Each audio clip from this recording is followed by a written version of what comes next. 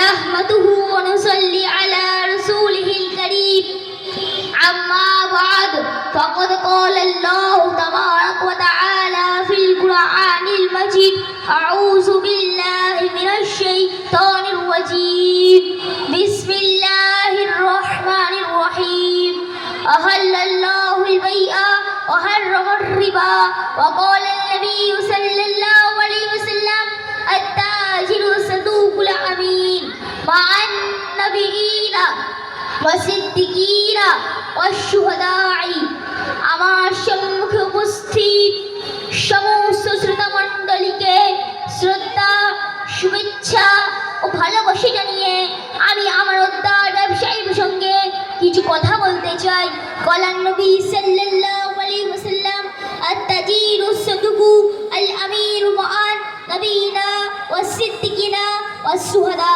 ব্যবসায়ীদের মর্যাদা সম্পর্কে বিশ্বনবী মুহাম্মদ সাল্লাল্লাহু আলাইহি ওয়াসাল্লাম বলেছেন, সত্যবাদী, আমানতদার, অবিশ্বাসী ব্যবসায়ী ব্যক্তি কিয়ামতের দিন নবীগণ, সিদ্দিকগণ ও শহীদগণের সাথে জান্নাতে থাকবেন।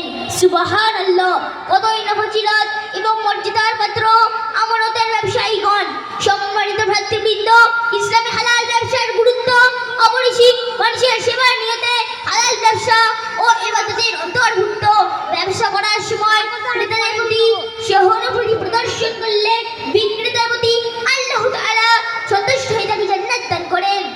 ব্যবসাকে আল্লাহ তাআলা হালাল ঘোষণা করে পবিত্র কুরআন শরীফে ইরশাদ করে বলেন, আহাল্লাল্লাহুল বাইআ ওয়া হারামার রিবা। আল্লাহ তাআলা ব্যবসাকে হালাল এবং সুদকে হারাম করেছেন।